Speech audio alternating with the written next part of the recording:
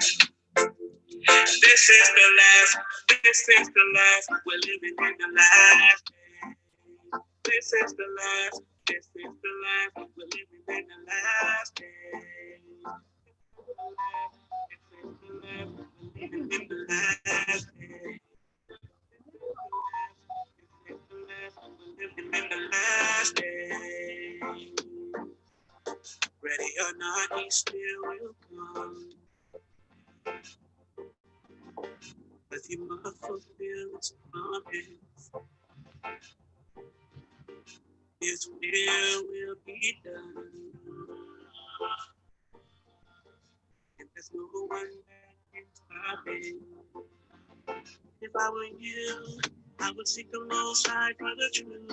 So many will be called, but the only truth of you. Be careful of all your deeds. You are the light to your enemy. You were given the responsibility, so stay away from my idolatry. Look up in the sky, can't you see the sign? This is the last, this is the last, we're living in the last day. This is the last, this is the last, we're living in the last day. This is the last, this is the last. Greetings, my Israelite brothers and sisters, heirs, joint heirs, adopted, grafted, natural, spiritual. I hope that this video finds you all well. I titled this, "The Storm is Passing Over South Florida." First of all, I want to come on and I want to thank all of you for your prayers for us in South Florida. We still have brothers and sisters that are scattered out um, throughout the state and the other states, and we do need to continue to keep them in prayer. The Bahamas um, is just total devastation. I don't know if you all have, if any of you all, I'm sure some of you have been to the Bahamas, but it's not the same Bahamas. At least those areas that were heavily hit. So it's been rough. How you doing, Brother Tobiah? Glad to be back home. I was here throughout the storm.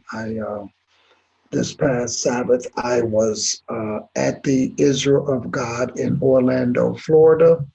Um, so my wife had a conference there in Orlando. So while we were there, we spent the weekend over and had Sabbath with Brother Damien, Pastor Israel up there, who brought a wonderful, wonderful lesson over the Sabbath, over the weekend. And so we came back, I believe it was early Sunday morning, we got back, and just to look at the devastation that was taking place throughout the Bahamas. And we have some fellow brothers and sisters that are in the Lord that are there. And we're going to be reaching out to them to see how they fared in all of this. How you doing, Sister Linda Jones Vickers? How are you? I hope everything is well with you. How you doing, Sister Cecilia Gresson? Hope everything is well with you.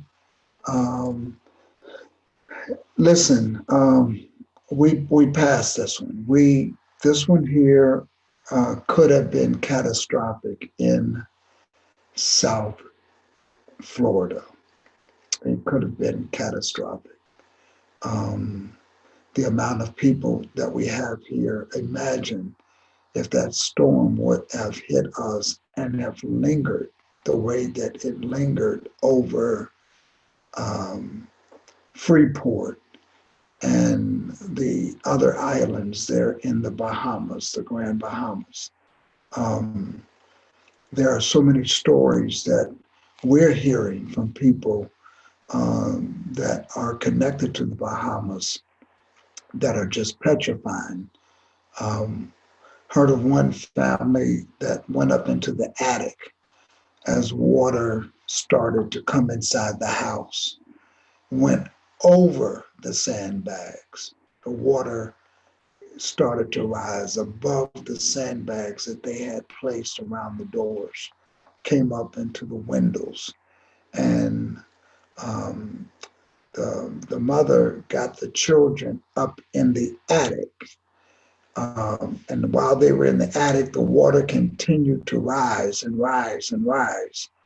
And she quickly, as the water started to come inside the attic floors and started to come up there, she quickly thought and took some sort of instrument or whatever she used. She was able to put a hole in the roof, went right through the plywood, went right through the roof material, and put her children and herself on top of the roof while in the rain, while going through all of this. And finally, they were able to um, remain there, although in inclement weather, um, to come out in a fortunate situation. A lot of people are not so fortunate. A lot of people um, just homes just filled with water over the roof. And of course, a lot of those people are going to have to be searched for. And we just pray that they got to safety in time. So we hope that you all continue to pray for individuals that will be impacted by this storm. Um, and that just pray. So we trusted in the Most High through this storm, and He certainly got us through. It continues to move. So I'm not a weatherman, so I'm not going to get into all of that. But those of you that have watched and followed, you know what's going on with the storm. Um, so the storm is passing over South Florida. It's kind of gone through. So I got some emails, got text messages from many of you, and I just wanted to say that we were safe. South Florida being Miami, Fort Lauderdale, West Palm Beach, those areas are safe. You know, it's just rain as usual is what we experience. We've had thunderstorms that were similar during our regular traditional raining season. So a lot of people went to the store, purchased, did all of that. I just didn't feel that with this storm, and I didn't do it. I just did not feel the danger, and it's sometimes you just pray and then you just let the Almighty lead you. So that's what I did on this one. I will say, Friday night, I was in the hotel room, did not intend to come on and do Bible study or a Bible study at all. And it really wasn't a Bible study, it was a discussion. And it was a very good discussion. But we did that on Friday night from the hotel room, and my family was able to say, "Hey, go ahead and do it. We know you want to reach out." And they went into the other room and allowed me to do that, being very quiet. And they did a good job. When I got off, they were asleep. So it was awesome just to be coming over to be able to talk to you all on that. Um, but just continue to pray. That's what I say. I thank Jesus for bringing us out of this storm and the guardian angels that was placed around us, and I thank the Most High for that. Um, so, Brother Tobiah, Sister Cecilia, uh, and Sister Linda, I want to thank you all for tuning in and on this segment. And we'll be back Friday night. Friday night, we're going to have Bible study. On Friday night, we're going to pick right back up where we always start from, and that's Bible study on Friday night. Um, this coming Sabbath, we're going to be doing a lesson that's titled When God Switches Hands. When God Switches Hands. I really feel like that's what he did in the storm. You know, we were in the eye or in the cone of concern, but there's times that the Most High just switches hands. What you think or thought was going to happen did not happen. And that's what this lesson is going to be about this week when God switches hands. I know so many of us, we go through so many things. Uh, some of us know that maybe we should have been dead. We shouldn't even be alive, but yet we are still breathing. Why? Because God switched hands. Our life, circumstances in our life just switch hands. And some of us maybe should even be in a nut house, things that we've experienced, trials and tribulations that we've gone through, but yet God just switches hands. So that's what the lesson is going to be about this Sabbath at 1 o'clock p.m. And we hope that you tune in. And again, we'll be there on this coming Friday night. I want to say to Brother Tyrone, thank you for coming um, in the room. So um, I'm looking forward to this. We've been having some very good discussions in the room. We've been having some themes that have been bounced around, and we talked about the 400-year anniversary that's being put out there on the table, and whether or not it's relevant to us today, or was it talking about the children of Israel in Egypt. I told people that my understanding from the scriptures is talking about Egypt, the 400 years that we were there. I do see dual prophecies. What does that mean today? I don't know. We're still in bondage. We're still in bondage. Here we are in the month of September, and the historic month has passed us by. And this is not the first time this has come up. Came up in the 70s, the 60s, the 70s, the 80s, year 2000. This is something that has come up for quite a long time. So after a while, the question has to be asked, what is or what was Abraham talking about in Genesis, the 15th chapter? I gave my synopsis on that a few weeks ago. Um, and the other thing we've been talking about is these other books, the other books people have been coming across, the book of Nicodemus, the book of Jasher, um, the book of Enoch, and the list goes on and on and on and on.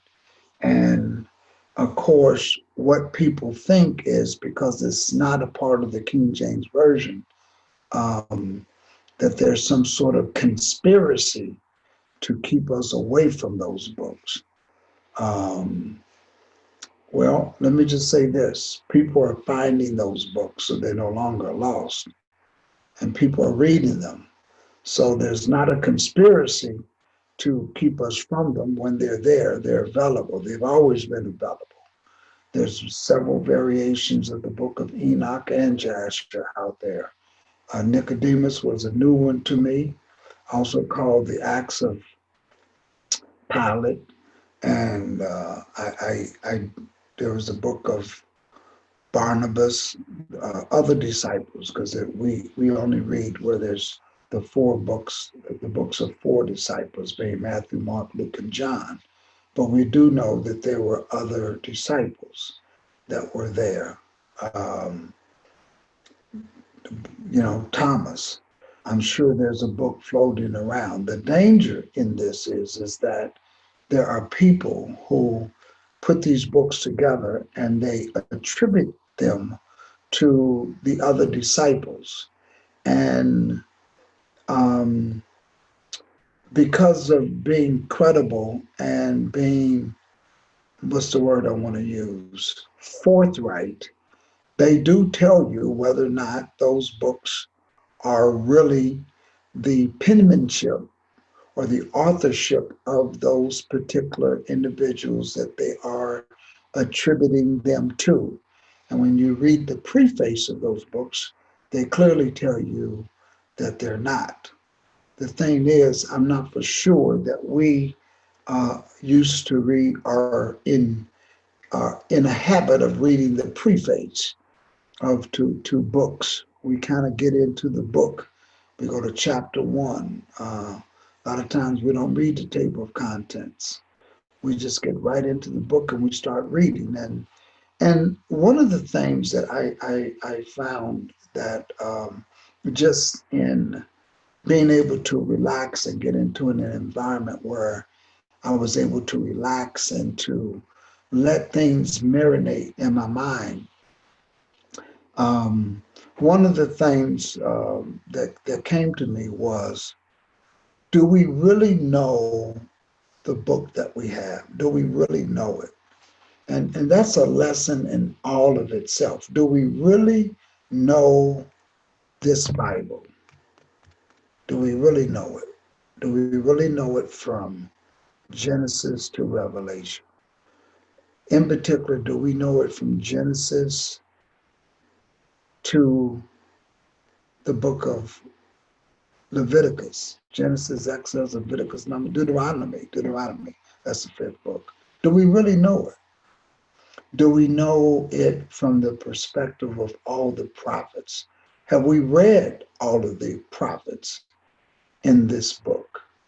Have we read them? Have we studied them? Have we read them over and over and over to get and glean all that we can from it? Do we really understand the law that the Most High placed before us through the hands of Moses?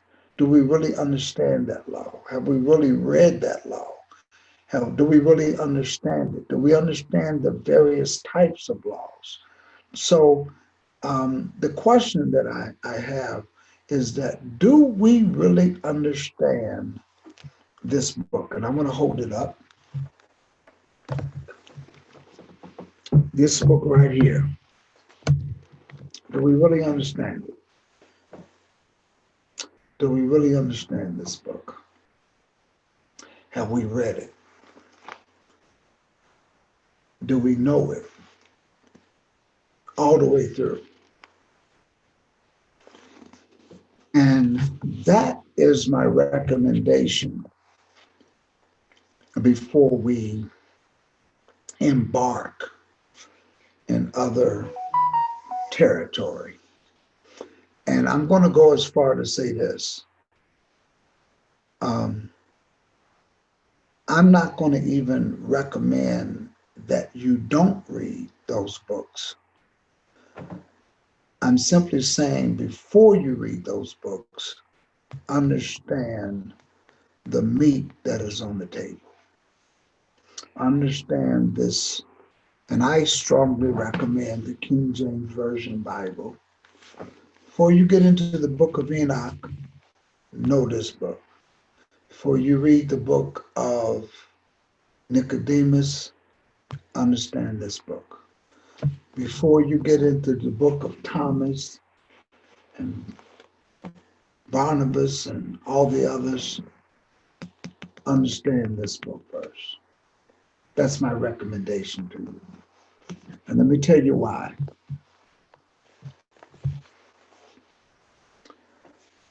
The what we have, the Most High has given us. And I think that if we understand this book, it helps us to weigh the material that we get from other books. And what I mean by weigh it is this. I can read Ezekiel and I can read Isaiah, and I can weigh the two prophets with each other. I can read Jeremiah and Zechariah, and I can weigh the two prophets together. And what I have found, um, I can read Ezekiel, Ezra. When I read these prophets, Habakkuk, Obadiah, the list goes on, Malachi, I found that they all are saying the same thing. They all have the same message. They all are trying to convey the same prophetic word.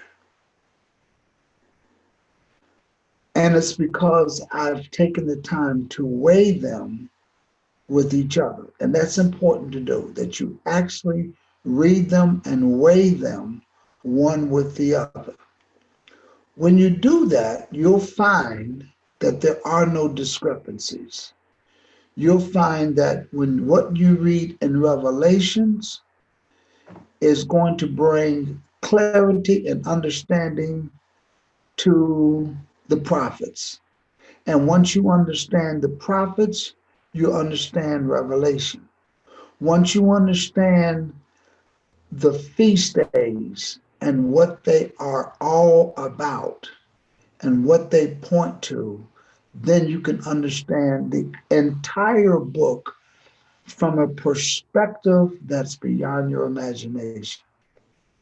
So I strongly suggest that before you read any other quote unquote lost books, lost of the Dead Sea Scrolls, Book of Enoch, Book of Jasher, Book of Nicodemus, and the list goes on and on and on. Before you read those books, understand this book as a foundation. Just understand this book as a foundation.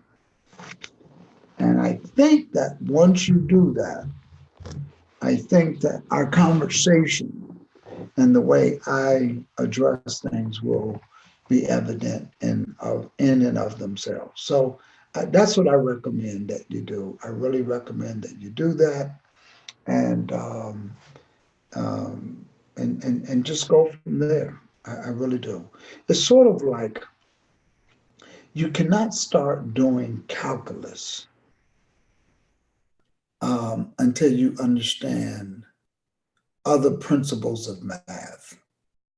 You must understand the concept of multiplying, addition, subtraction, division. Once you understand those core principles of mathematics as a fundamental concept, adding, subtracting, dividing, and multiplying, those four, I think what it does is when you are presented with a formula and how the formula works, by understanding the four foundations of math being multiplication, addition, subtraction, and division, it would help you work through any formula, whether it's a calculus formula, whether it's a trigonometry formula, an algebra formula, and so forth. I think if you understood those, it would help you. So the same thing is with the scriptures. Once you understand what the scriptures is saying, and you've looked and you've compared prophet with prophet, and you come to the reality that all of this scripture is saying the same thing, is that the kingdom of heaven is at hand. And there is a plan through salvation to get you to become spirit from flesh. And that's what this whole book is talking about. That's the concept of this entire Bible. It's the concept. And all of the prophets, all of the Psalms, all of the scriptures that are speaking about the Messiah, you'll learn quickly that it's trying to get us someplace. And once you read this, it's so much to really understand. A lot of people don't really understand the concept that Jesus is the God of the Old Testament. He's the only God that Israel has ever known. That is mind-boggling to a lot of people. For me, just to say that is like, what? What did you just say? We have never seen the Father. We never even heard his voice. Nobody, not even Israel, not even Abraham, not even Moses. Nobody has ever seen the Father or heard his voice at any time. Now, I just throw that out there because it just makes you think and wonder. I can do a lesson on that in a later date, but it's amazing just to know that. And once you understand things like that, you will know that nobody can shake you to say that when Jesus came through Mary, he came to change the law. He instituted the law. He didn't institute something to come back and change it. It doesn't make sense. It doesn't match the layout of the book. For the commandments to be nailed to the cross, the royal commandments, that we don't have to keep them anymore. It's not about works anymore. Those little phrases, if you just simply read and understand this book, you'll know how to deal with all of those statements and bring understanding to a lot of people. But you must read the book. You got to read the book. How you doing, Lady J? Hello, how are you? Brother Tyrone, how are you? So glad that you all are able to drop in on us. I'm just relaxing today. That's all I'm doing. And I'm not going to say the name of my iced coffee, but I'm just having my iced coffee to give me a little boost, because when I come to you all, I don't want to come. I want to come with energy. I want to come energetic. Um, so let me get back to this, because these are some subjects that we talked about this week and the week before. And when you have a little retreat, you're able to sit there and you're able to think and just really meditate on your thoughts and what you teach. And I'm always constantly evaluating me. I do that these days. At my age, you learn to take things from a different perspective. When you've gone through storms, trials, and tribulations, you look at things totally different. So I'm constantly evaluating me. I have to evaluate me. I have to take me through an assessment all the time, because I look at myself like a car. I got to be tuned up. I got to make sure I got the right fluid levels. I got to make sure all of that all the time. Because if I don't, you can break down like a car. So you have to really make sure all the time that you where you need to be at. And so, again, I had an opportunity to assess myself and what I teach and the perspectives that I come from. And I had to do a lot of self-evaluation. So, and some of that stuff remains personal, within me, and how my approach needs to be, and stuff like that. I take the Bible very serious. I take the scriptures very serious. I take getting into the kingdom very serious. And so my tolerance, um, uh, knowing where we are in time, my tolerance for things is not like it used to be. There was sometimes I would get into certain conversations, and I didn't know what I know, like I know that I should have known now back then. But because I do know, because the Almighty has allowed me to spiritually and mentally get into a position of being accountable according to this word. Um, and I know things. And that's the only reason why I'm not a guy that is going to come off as being super smart and intelligent, know it all. I can tell you through trials, storms, and tribulations, the Almighty has put me in a place that I have to know this word. And I have taken the time to look at it, study it, read it, self-evaluate it, and from A to Z, Z back to A. And it's my lifeline. And when you go through that, you will learn very quickly that the Almighty is not playing. And this is very serious. And so because of that, and when I evaluate myself, I can't help but to transition my response to certain things that I may have responded to differently in the past. I respond to them differently today. I'm talking about when it comes to questions and accountability to the scriptures, especially when you're teaching. I'm accountable, and being accountable is incumbent for me to study and to read and to understand. And so my responses is different because of the seriousness of that job.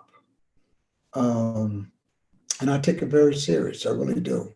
So when it comes to things like is should we read this? Should we read that?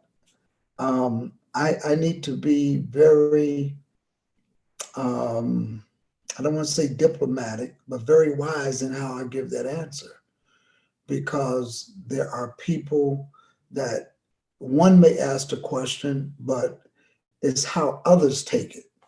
So that's why I say get to know this book before you pick up. I'm not saying not to read it. I'm just saying know this book. And the reason is because this is a very strong, documented, well-proof written book where the prophets and the apostles are saying the same thing.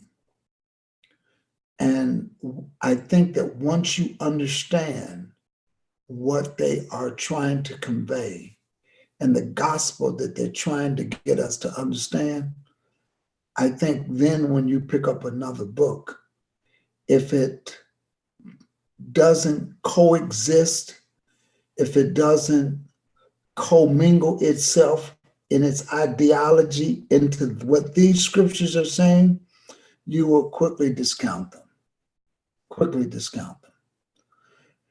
And that's what I'm saying. And it's not something I can do.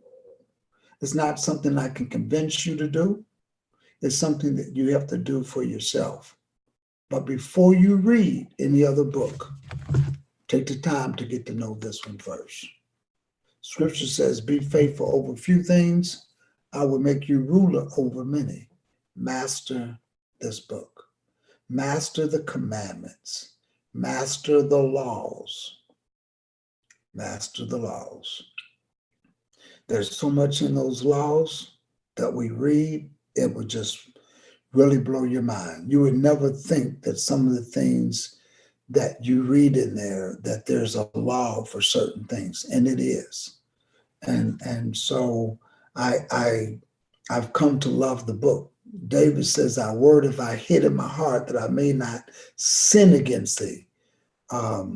He told Joshua, meditate in the word.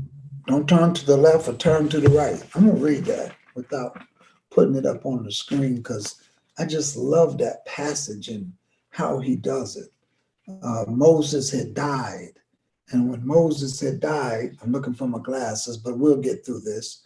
When Moses had died, Joshua was so discouraged because everybody thought that the power came from the man instead of the power coming through the man. Read this. Let me read this to you. This is Joshua, the first chapter, verse 1. Now, after the death of Moses, the servant of the Lord, it came to pass that the Lord spake unto Joshua, the son of Nun, Moses' minister, saying, Moses, my servant, is dead. Now therefore arise, go over this Jordan, thou and all this people unto the land which I do give to them, even to the children of Israel. And then he tells Joshua something in verse 3 that's wonderful. But let me just go back and um, no matter how many times I've read this, I always get something new out of it. And one of the things that I get out of this, just in reading the first two books, or the first two verses, is the Most High talked with Joshua like he talked with Moses. That's awesome. Let me read that. Now, after the death of Moses, the servant of the Lord, it came to pass that the Lord spake unto Joshua, the son of Nun, Moses' minister. You know, we can't do anything until we hear from the Most High. Today, we hear from him a lot, just simply by reading his word. Moses, my servant, is dead. Now therefore arise and go over this Jordan, thou and all this people, unto the land which I do give to them, even to the children of Israel. Every place, I like verse 3, every place that the sole of your foot shall tread upon, that have I given unto you, as I said unto Moses. You know what I can get out of that? Is that when a promise is given by the Most High, he keeps his word. He keeps his word from one generation to the next. He told our children, if you honor your mother and your father all the days of your life, honor them, that your days may be long upon the land which the Lord thy God giveth thee. We're supposed to honor our parents that we can have long life. And we're supposed to teach our children to honor parents. But you see, what the system has done, it has taken the values out of the homes. It has separated families through its systems and through its policies. Um, uh, we know welfare was horrendous on us. It had a detrimental social impact on how our families were raised, putting drugstores, or let me say it, alcohol stores on every other block in the community had an impact on families in the community. And so it took a lot away. Some of the family values were just lost and they just really drifted away. Cultures change, habits change. There was a time that, and I still do it today, by the way, that's one value that I don't want to ever lose.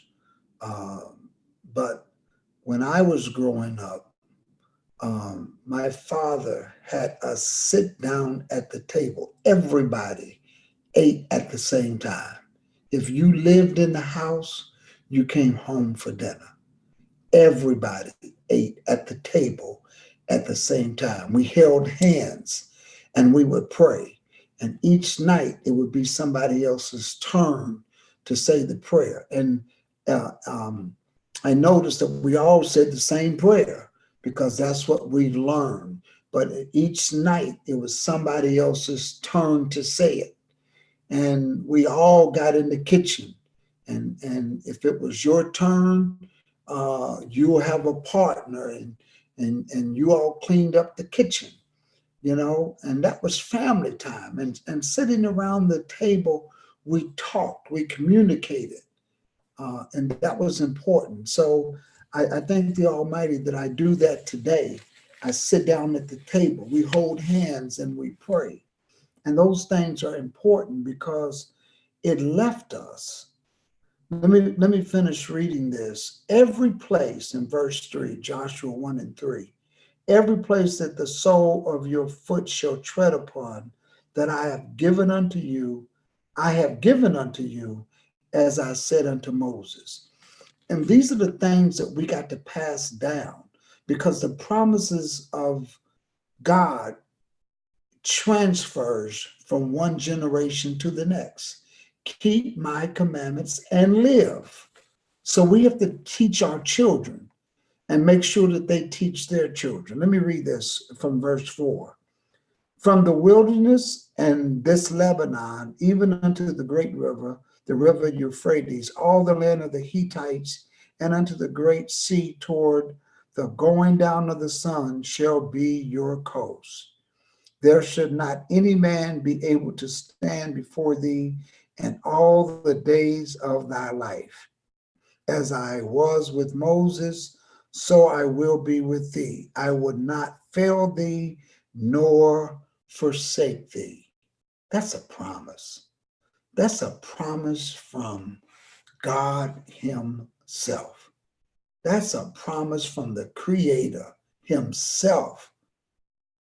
And that gave Joshua insurance and a surety. Moses is dead, but the promise continues. Moses is passed on, but the promise that I promised to the children is still on the table.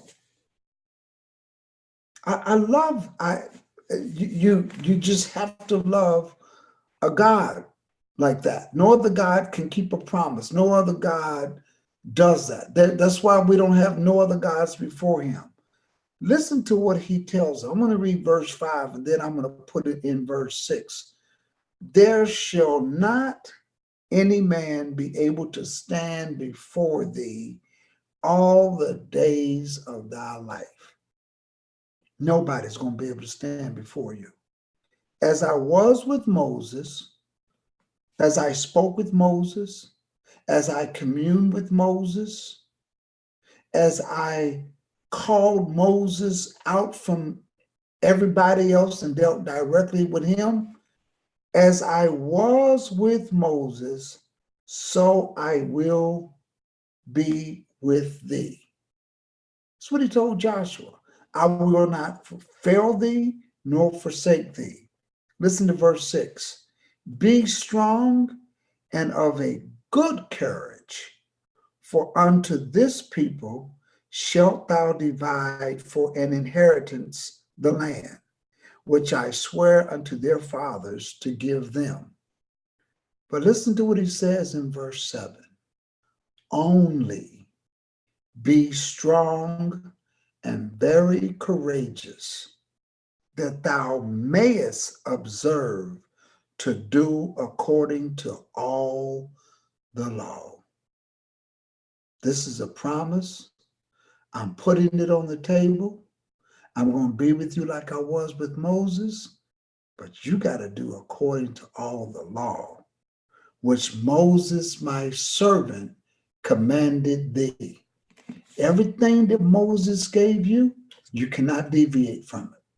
You cannot deviate from the dietary law. You cannot deviate from the royal law. You cannot deviate from the feast days. You cannot deviate. Listen to what He says. Only be thou strong and very courageous, that thou mayest observe to do according to all the law which Moses my servant commanded thee. Turn not from it to the right hand or to the left, that thou mayest prosper whithersoever thou wouldst go. In other words, that's an if-then condition. Here's the promise. Here's what I'm going to do, but don't deviate from the law, because your success is based upon your observance and your commitment and your life to the law. You want to know what makes us successful? Not standing in the $1,000 offering line planting a seed. There's no Bible for that. What makes us successful, what makes us have favor, what protects us in the midst of the storm is to do this. Only be thou strong and very courageous, that thou mayest observe to do according to all the law which Moses my servant commanded thee.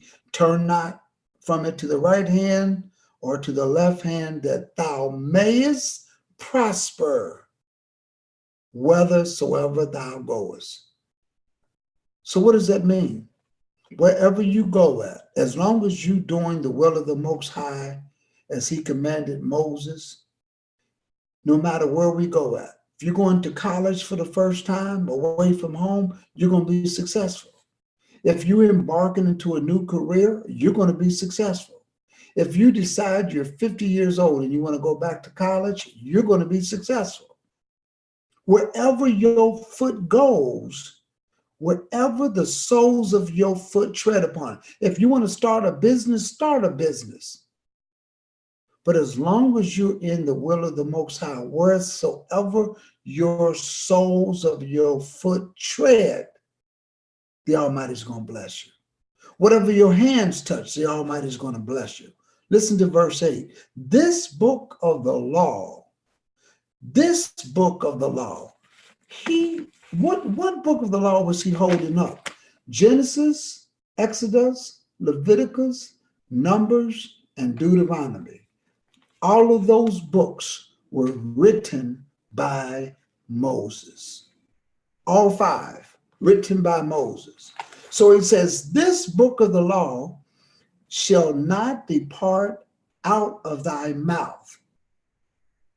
This book of the law shall not depart out of thy mouth. What you read, that's what you do. This book of the law shall not depart. Don't stop doing it. Don't commingle with people that will cause you to stop doing it. We cannot choose our parents. We cannot choose our brothers and sisters. We have to love them. But when the Almighty shows you this, you cannot even allow family. I'm not saying disassociate yourselves. I'm not saying don't go to a family reunion. I'm not saying don't go visit mama and them. You know how we say mama and them. I'm not saying that at all. I'm simply saying you be the head, not the tail. You be the leader, not the follower. You be the teacher, not the student. You be the light in the family. That's what you be. This book of the law shall not depart out of thy mouth, but thou shalt meditate therein day and night, that thou mayest observe to do according to all that is written therein. That's what he's saying. I want you to hear what I'm saying. He says, I want you to meditate in the word. I want you to meditate therein day and out. This book of the law should not depart out of your book. That means it's written. That means you got to read. This is why I said earlier, before you start picking up other books that will challenge Genesis, Exodus, Leviticus, Numbers, and Deuteronomy, read this book first. It was written by Moses. Read it, understand it, chew it, meditate in it. Don't turn to the right, don't turn to the left. Meditate in all that is written. Let me read that again. This book of the law shall not depart out of thy mouth, but thou shalt meditate therein day and night, that thou mayest observe to do all that is written therein. Here's the book of the law. The book of the law was Genesis, Exodus, Leviticus, Numbers, and Deuteronomy. He told Joshua, meditate in that, read it, understand it, chew it. Let it be a part of your life. Don't let it depart from your mouth. This book of the law shall not depart out of thy mouth. Once it's reading, don't depart from it. If you read the 7 days of Sabbath, don't you depart from that and go to the first day. If you read that this is what I want you to eat, and I consider this to be clean and that to be unclean, don't you depart out of what your mouth has read. Read it, meditate on it. And listen to the verse 8 at the last part. For then thou shalt make thy way prosperous. Then you will make your way prosperous. And then thou shalt have good success. Good success in what? You want to open up a business? Open up a business. But don't let that word depart from your mouth. Don't you depart from what your mouth is reading or speaking, that your eyes are reading and what you're meditating on. Don't depart from it. Don't depart from it. For then you should be prosperous and have good success. You know what brings us good success? Is when we're doing the will of God. I don't know about you, but if I'm going to be living on this earth in the land of captivity, I at least want to be able to do things that I want to do when I want to do it. I don't want to struggle. And we don't have to struggle. His word is true. His word is true. He told Joshua, whatever your feet tread upon.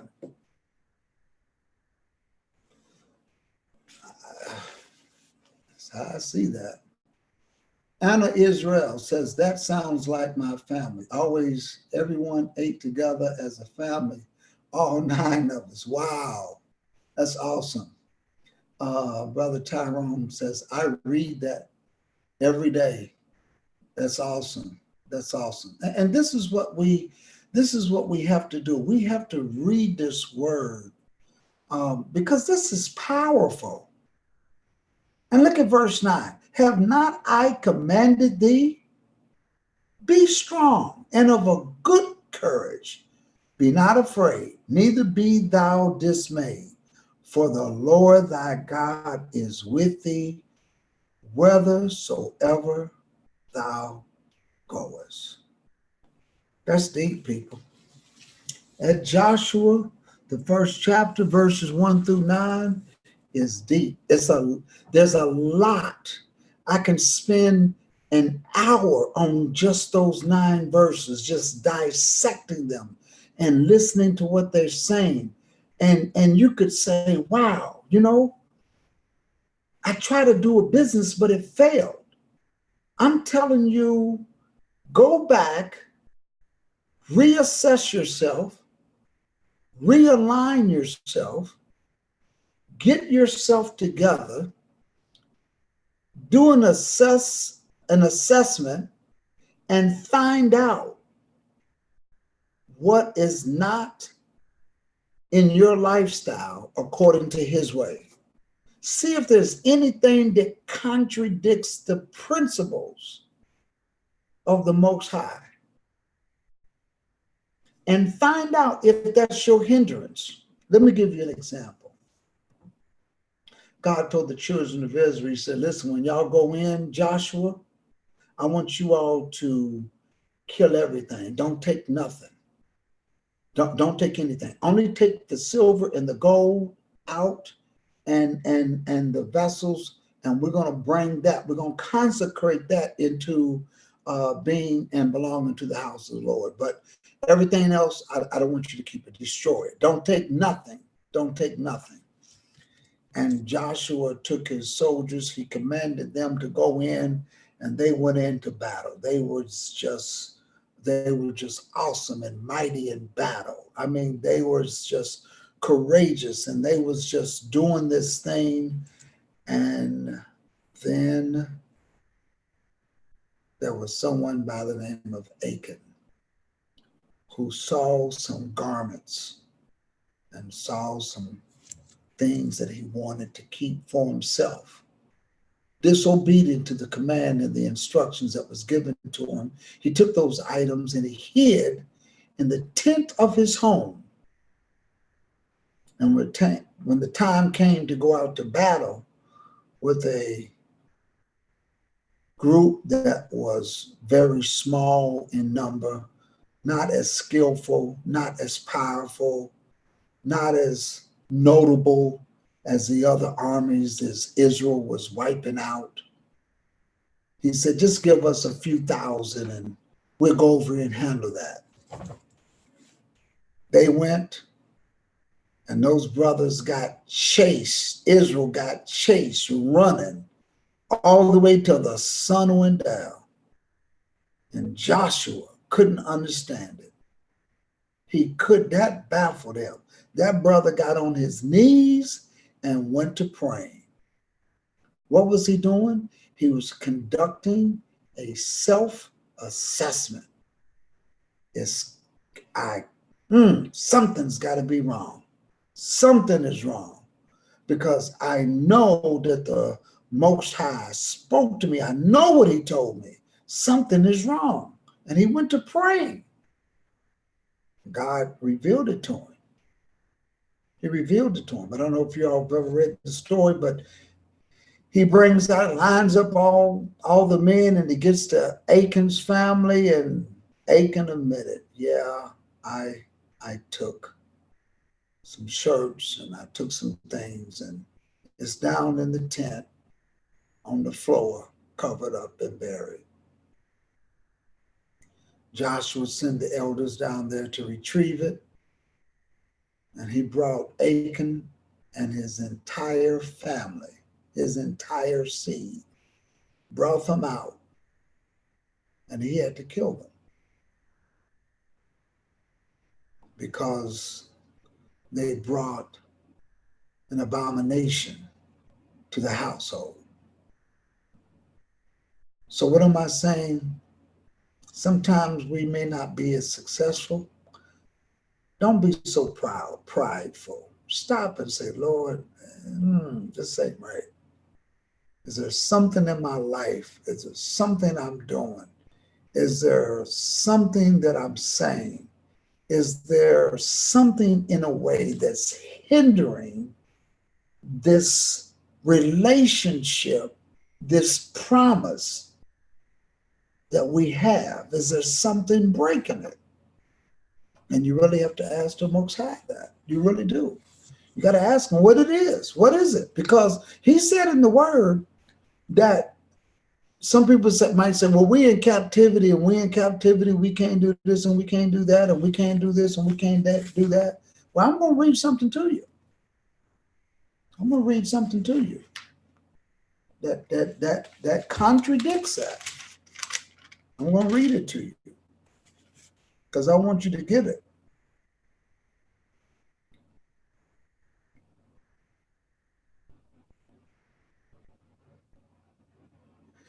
I'm going to go over to Deuteronomy, the 30th chapter. Deuteronomy, the 30th chapter. And I'm going to start reading at verse 1. You know, I almost want to put the Bible up on the screen, but I think sometimes I just like doing it this way. If y'all don't mind, I'm just going to read just straight like this. Deuteronomy, the 30th chapter. Listen to what it says. And it shall come to pass, when all these things are come upon thee, the blessing and the curse, which I have set before thee, and thou shalt call them to mind among all the nations, whether the Lord thy God hath driven thee. What is that saying? Listen, y'all going to be rebellious, and when it comes to pass, once you realize, man, you know what? We're supposed to be blessed, and we were doing so good. Now all these curses are upon me, which I have set before thee. And when you call them to mind among all the nations, in other words, in all of the various locations where you have been scattered, whether the Lord have driven thee. Listen to verse 2. And shalt return unto the Lord thy God. In other words, you're in captivity, but when you return to the Lord in captivity, not going, let me get and go to Israel. No, when you return back to the Lord, how do you return back to the Lord? Returning back to his word. That's why David says, thy word have I hid in my heart that I may not sin against thee.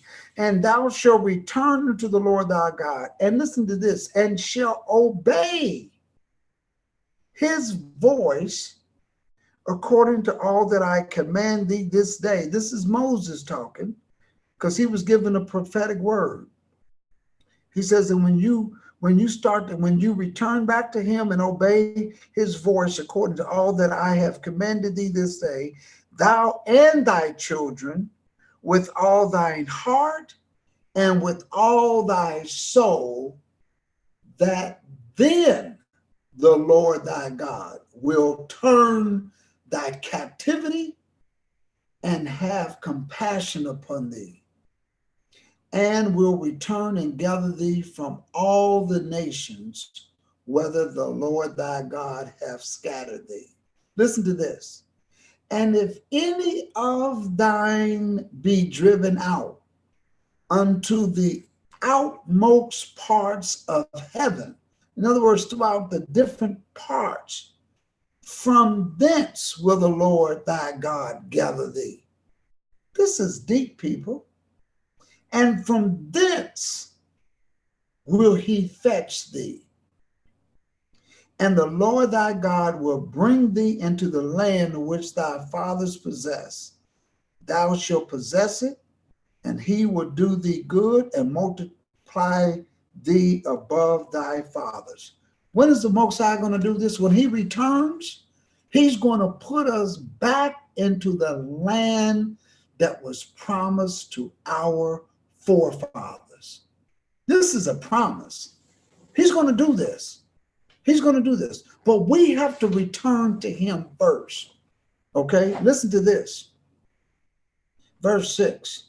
I'm reading for Deuteronomy, the 30th chapter, verse 6. And the Lord thy God will circumcise thine heart and the heart of thy seed, to love the Lord thy God with all thine heart, with all thy soul, that thou mayest live. And the Lord thy God will put all these curses upon thine enemies. So the curses that he put upon you, when you return back to him, he's going to take those curses that he used the enemy to put upon you, and he's going to take those curses and put upon your enemies. This is deep, people. This is deep.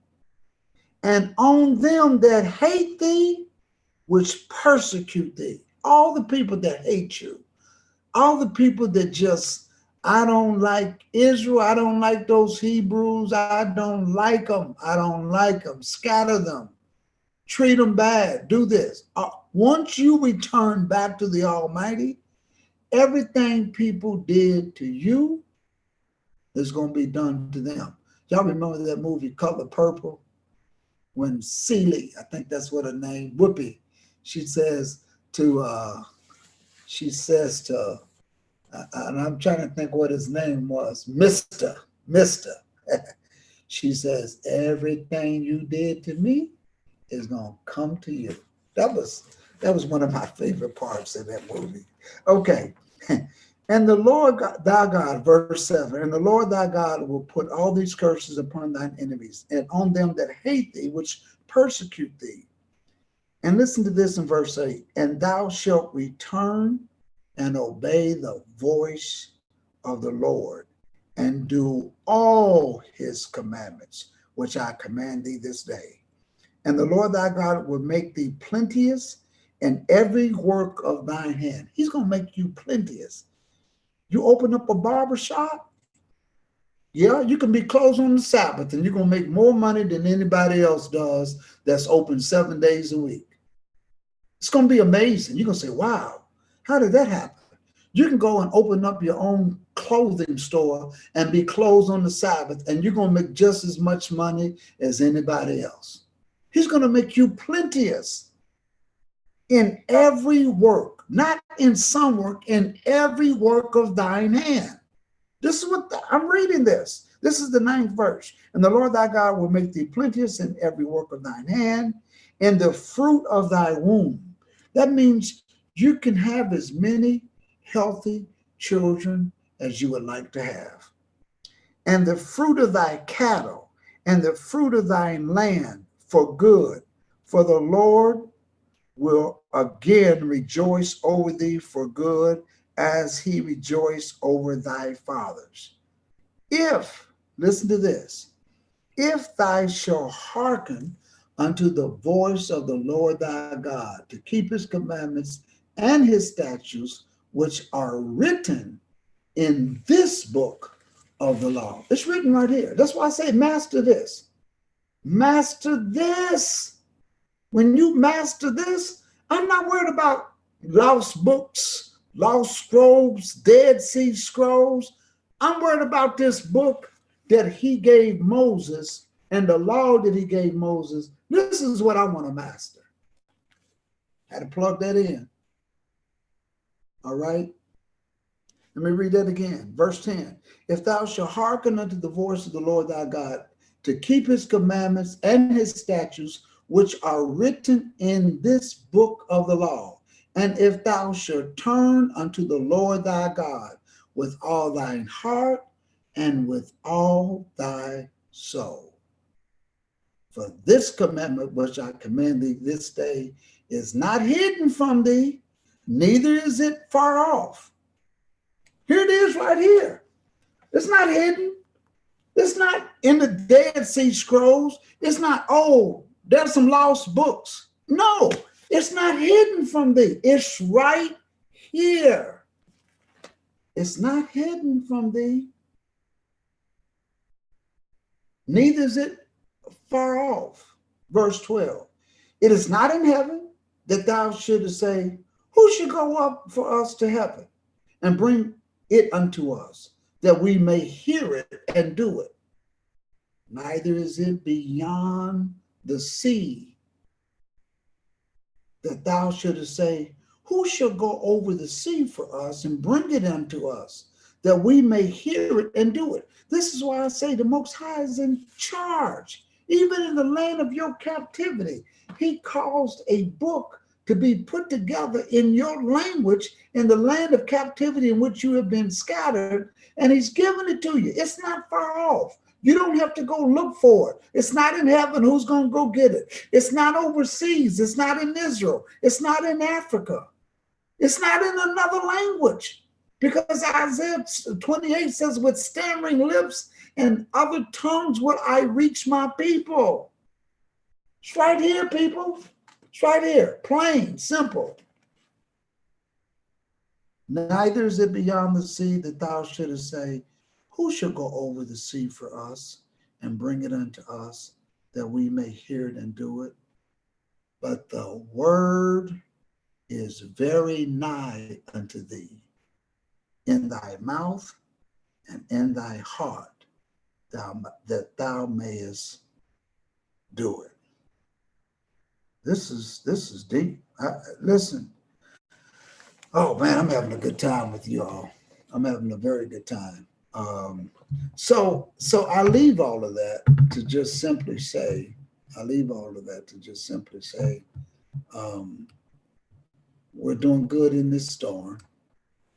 And man, that was a great lesson. I really enjoyed that. That was so impromptu. I really didn't know where I was going at. And so I think that who's here is meant to have what was given.